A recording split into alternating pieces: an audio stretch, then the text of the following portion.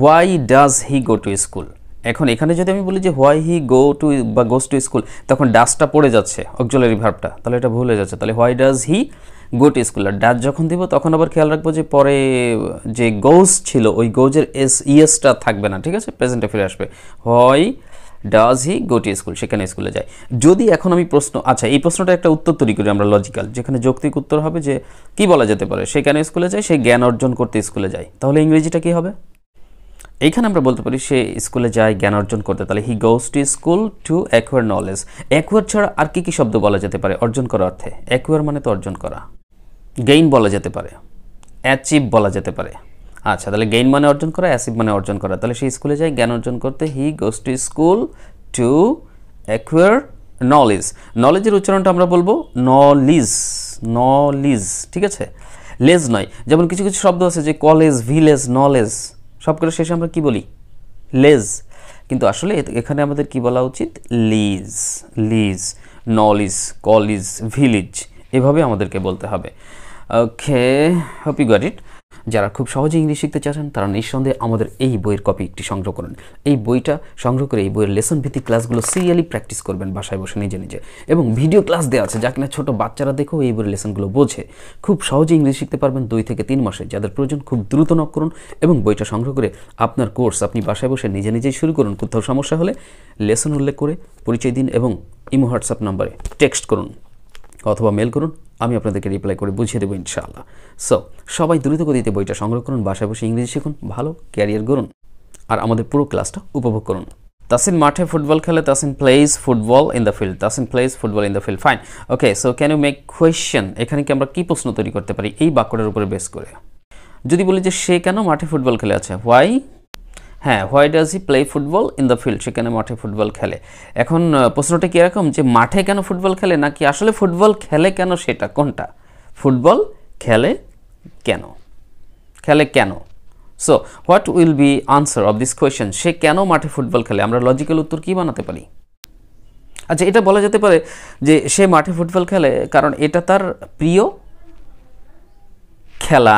He plays football because it's his favorite game, it's his favorite game. It's বলতে it is কে আমরা contraction করছি, মাঝে মাঝে আমরা স্পোকেনে কন্ট্রাকশন ইউজ করার চেষ্টা করব। it is, it's, I am এরকম বলার চেষ্টা করব সংক্ষেপে। আচ্ছা, তাহলে he plays football because it's his favorite game, say football খেলে কারণ এটা তার প্রিয় খেলা। ওকে, আমি প্রতিদিন সকালে ঘুম থেকে উঠি। yes, I get up in the morning every day, অথবা এভরিডে আমরা বাক্যের প্রথমে দিতে পারি। এভরিডে এমন একটা শব্দ যেমন টুডে, আজ, এভরিডে, প্রতিদিন, টুমরো, আগামীকাল, ইয়েস্টারডে, গতকাল, এই ধরনের ওয়ার্ডগুলোকে, ঠিক আছে, অ্যাডভার্ব হিসেবে কাজ করে এগুলোকে আমরা বাক্যের প্রথমেও দিতে পারি ইচ্ছে করলে। তো আমরা বললাম যে everyday I get up in the morning. কিন্তু আমি যদি বলতে চাই যে আমি খুব সকালে ঘুম থেকে উঠি, what will be the English? আমি খুব সকালে ঘুম থেকে উঠি, তখন আমি কি বলবো? I get up early in the morning, but sometimes we make mistakes. Some of us, আমাদের কেউ আমরা একটু ভুল করে ফেলি। সেটা কি? যে আমরা বলি যে আমি খুব সকালে ঘুম থেকে উঠি, খুব ইংরেজি কি? ভেরি। এখন তুমি যদি বলতে চাও যে আমি খুব ভালো আছি, কি বলবে? আই এম ভেরি ফাইন, কথার কথা। আই এম সো ফাইন বা I am very fine, very মানে কি? খুব। কিন্তু অনেক সময় আমরা এই খুব শব্দটা থাকার কারণে ওখানেও ভেরি দিয়ে ফেলি, একটু ভুল করে ফেলি। যে আমি খুব সকালে ঘুম থেকে উঠি, কি বলে? I get up very early in the morning. কিন্তু এখানে ভেরিটা আমাদের প্রয়োজন নাই, কারণ এখানে আর্লি শব্দটা দ্বারা কি বোঝাচ্ছে? ওটাই হচ্ছে বেশ সকাল সকাল, খুব সকাল সকাল। তাহলে হবে হচ্ছে যে I get up early in the morning, আমি খুব সকালে ঘুম থেকে উঠি। So can you make question? যে আমি খুব সকালে ঘুম থেকে উঠি, এই বাক্যটার উপর বেস করে একটা কোয়েশ্চেন তৈরি করতে পারবে কিনা? বা আমি অন্যকে প্রশ্ন করলাম যে তুমি কেন সকালে প্রতিদিন ঘুম থেকে ওঠো? তুমি কেন প্রতিদিন সকালে ঘুম থেকে ওঠো? প্রশ্ন করা যায়। ওকে, তাহলে বাক্যটা কী হবে? এখানে কিন্তু আমরা ডিড ইউ বলবো না, মানে ওঠো। ওঠো মানে কি? ইউজুয়াল, সচরাচর, যেটা প্রতিনিয়ত হয়ে থাকে প্রেজেন্টে। তাহলে হোয়াই ডু ইউ দিয়ে বলবো যে তুমি কেন খুব সকালে ঘুম থেকে ওঠো? Why do you get up early in the morning, why do you get up early in the morning. So এই কোশ্চেনটি যদি তোমাকে করা হয় যে why do get up early in the morning, what will be the answer? উত্তর কী হবে? কি বলা যেতে পারে? হ্যাঁ, যে আমি প্রার্থনা করার জন্য প্রতিদিন খুব সকালে ঘুম থেকে উঠি। যে এভরিডে বলো, আমি প্রতিদিন খুব সকালে ঘুম থেকে উঠি প্রার্থনা করার জন্য। তাহলে everyday I get up early in the morning to pray, to pray. অথবা এরকম যদি বলি যে আমি প্রতিদিন খুব সকালে ঘুম থেকে উঠি নামাজ পড়ার জন্য, নামাজ পড়া মানে কি সালাত আদায় করা বা নামাজকে সম্পাদন করা, এটা। তো আমি বলতে পারি যে এইভাবে যে আমি প্রতিদিন খুব সকালে ঘুম থেকে উঠি নামাজ পড়ার জন্য, তাহলে everyday I get up early in the morning to perform my prayer. Perform, এখানে পারফর্ম শব্দটি ইউজ করা যেতে পারে। পারফর্ম মানে কি? সম্পাদন করা, সম্পাদনা করা, মানে কোনো কিছু, কোনো কাজ সম্পন্ন করা, সম্পাদন করা, সেটাই। তাহলে everyday I get up early in the morning to perform my prayer. Okay, but if I ask you, তুমি কেন প্রার্থনা করো? ইংরেজি প্রশ্নটা কি হবে ইংরেজিতে? তুমি কেন প্রার্থনা করো, এই বাক্যটার ইংরেজি কি হবে? Why do you pray. Why do you pray, তুমি কেন প্রার্থনা করো? Why do you pray. আচ্ছা, সো এই বাক্যের উত্তর কি হতে পারে? যে হোয়াই ডু ইউ প্রে, তুমি কেন প্রার্থনা করো, এই বাক্যের উত্তর কি হতে পারে? এভাবে কিন্তু বিভিন্ন ধরনের কোশ্চেন তৈরি করা এবং তার উত্তর তৈরি করা শিখতে হবে। এই কোশ্চেন উত্তর এটাই তো স্পিকিং, কোশ্চেন উত্তর এটাই তো স্পিকিং, তাই না? আচ্ছা, যে প্রার্থনা, শুধু প্রার্থনা, কি হবে? প্রেয়ার। প্রেয়ার। আর যখন প্রার্থনা করা বোঝাবে তখন প্রে। আমি প্রার্থনা করি, আই প্রেয়ার বললে হবে না, তখন আই প্রে, আই প্রে।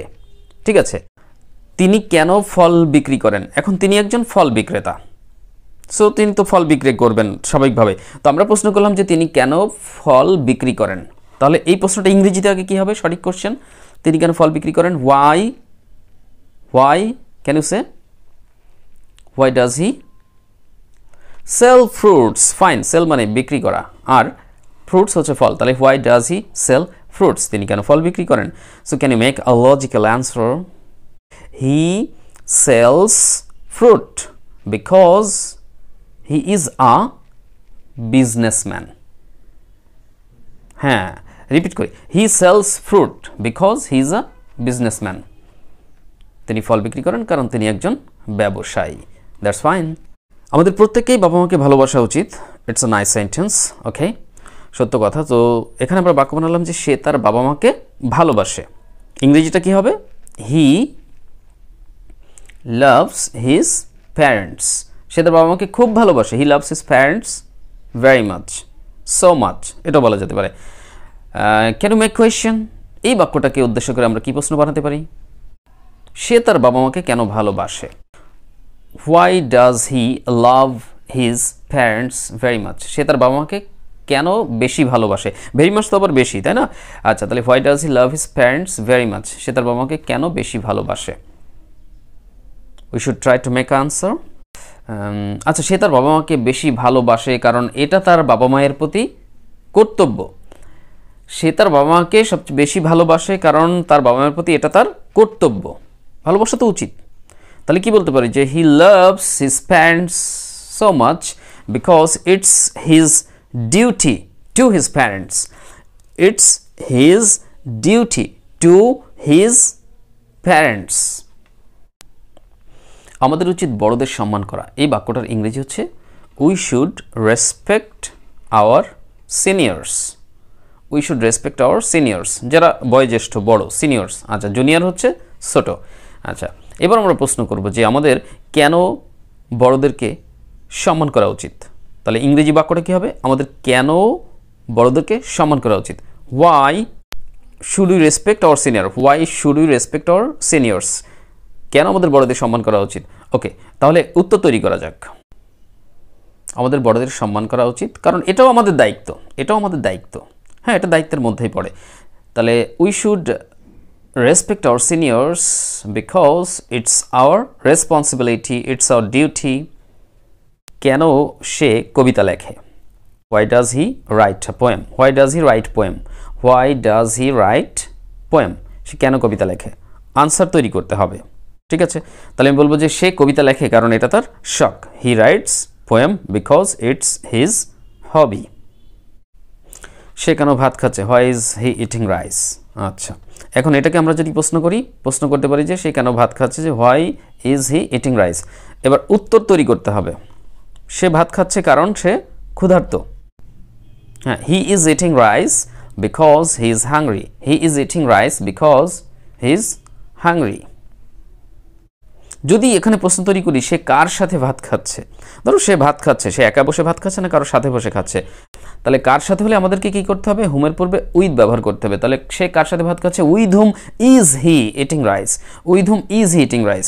আমরা বলবো সে তার পরিবারের সদস্যদের সাথে ভাত খাচ্ছে, সে তার পরিবারের সদস্যদের সাথে ভাত খাচ্ছে। He is eating rice with his family members, he is eating rice with his family members. সে আমার সাথে মাঠে ফুটবল খেলছে, he is playing football with me, he is playing football with me in the field, মাঠে যেহেতু। আচ্ছা, এবার এখানে আমরা প্রশ্ন তৈরি করতে পারি, ভিন্ন প্রশ্ন তৈরি করি। সে কোথায় ফুটবল খেলছে, হ্যাঁ আমার সাথে খেলছে, ঠিক আছে, আমরা প্রশ্ন বানাবো সে কোথায় ফুটবল খেলছে। তাহলে where is he playing football, where is he playing football. এবার যদি বলতাম যে সে কোন মাঠে ফুটবল খেলছে, কোন শব্দটি আসলে তখন আমাদেরকে হুইচ ব্যবহার করতে হবে, সে কোন মাঠে ফুটবল খেলছে। কিন্তু ফুটবল খেলার যখন আমি কোন মাঠ উল্লেখ করতেছি, কোন মাঠ, তখন কিন্তু এখানে কোন মাঠ হচ্ছে হুইচ ফিল্ড, ঠিক আছে, বাট কোন মাঠে, কোন মাঠ এ, ইটস এ প্লেস। তো প্লেস বোঝালে তার আগে আমরা একটু ইন ব্যবহার করে দেব, ইন হুইচ ফিল্ড, কোন মাঠে, ইন হুইচ ফিল্ড, সে কোন মাঠে ফুটবল খেলছে, তাহলে in which field is he playing football, in which field is he playing football, সে কোন মাঠে ফুটবল খেলছে। সো ডিয়ার লার্নার্স, নিশ্চয়ই বুঝতে পেরেছেন এতক্ষণ এই ছোট্ট ক্লাসটি উপভোগ করে যে কিভাবে বিভিন্ন অ্যাঙ্গেল থেকে আপনি ভিন্ন ভিন্ন ধরনের বাক্য তৈরি করবেন এবং পাশাপাশি সেই বাক্যকে বেস করে আপনি কিভাবে ভিন্ন ভিন্ন ধরনের প্রশ্ন তৈরি করতে পারেন। আবার প্রশ্ন তৈরি করে কিন্তু ক্ষান্ত হবে না, প্রশ্ন তৈরি করার পর আবার কিভাবে তার লজিক্যাল কোনো যৌক্তিক উত্তর তৈরি করা যেতে পারে সেটা একটু মোটামুটি ধারণা পেয়েছেন। সো এইভাবে আপনারা বাসায় বসে বিভিন্ন ধরনের ছোট ছোট বাক্য তৈরি করুন, সেই বাক্যটাকে প্রশ্নে রূপান্তর করুন, আবার সেই প্রশ্নের উত্তরও তৈরি করুন, দেখবেন স্পিকিং রাইটিং ইজিলি হবে ইনশাআল্লাহ, সম্ভব। আর আমাদের Facebook page the mentors tutorial, আমাদের ফেসবুক পেজটা সবাই ভিজিট করবেন, ফলো করবেন, লাইক দিবেন এবং ফেসবুকে যে ভিডিওগুলো বেশি বেশি দেখুন এবং শেয়ার করুন প্লিজ। আর আমাদের ফেসবুক যে গ্রুপ রয়েছে টিএমটি ল্যাঙ্গুয়েজ ক্লাব, সেটাতে আপনারা জয়েন করুন, সেখানে অনেক শিক্ষার্থী বা মেম্বার্সকে পাবেন যাদের সাথে আপনি ইংরেজি প্র্যাকটিস করতে পারবেন। সো যারা খুব সহজে ইংলিশ শিখতে চাচ্ছেন তারা নিঃসন্দেহে আমাদের এই বইয়ের কপি একটি সংগ্রহ করুন। এই বইটা সংগ্রহ করে এই বইয়ের লেসন ভিত্তিক ক্লাসগুলো সিরিয়ালি প্র্যাকটিস করবেন বাসায় বসে নিজে নিজে, এবং ভিডিও ক্লাস দেওয়া আছে যা কিনা ছোটো বাচ্চারা দেখেও এই বইয়ের লেসনগুলো বোঝে। খুব সহজে ইংলিশ শিখতে পারবেন 2 থেকে 3 মাসে। যাদের প্রয়োজন খুব দ্রুত নক করুন এবং বইটা সংগ্রহ করে আপনার কোর্স আপনি বাসায় বসে নিজে নিজেই শুরু করুন। কোথাও সমস্যা হলে লেসন উল্লেখ করে পরিচয় দিন এবং ইমো হোয়াটসঅ্যাপ নাম্বারে টেক্সট করুন অথবা মেল করুন, আমি আপনাদেরকে রিপ্লাই করে বুঝিয়ে দেবো ইনশাআল্লাহ। সো সবাই দ্রুত গতিতে বইটা সংগ্রহ করুন, বাসায় বসে ইংরেজি শিখুন, ভালো ক্যারিয়ার করুন।